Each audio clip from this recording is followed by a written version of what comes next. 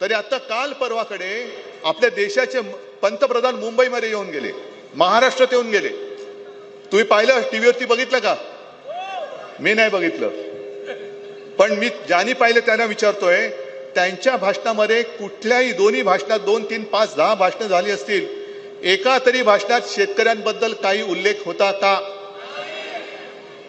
मग ज्या पंतप्रधानांना जिथे आपण चाललोय त्यातल्या महाराष्ट्राची परिस्थिती काय माहिती नाहीये, त्यांच्याकडनं आपण काय नाही मागतोय, कशासाठी मागायचा? म्हणजे जे एक फुल आणि दोन हाफ बसलेले आहेत, कोण? एक फुल आणि दोन हाफ. म्हणजे मला वाटतं कैलास ओम आणि सगळ्या आमदारासह सगळ्या तमाम शिवसैनिकांचं खास कौतुक करायचंय. कारण जेव्हा पूर आला होता, त्या पुरामध्ये स्वतःच्या जीवाची पर्वा न करता शेतकरी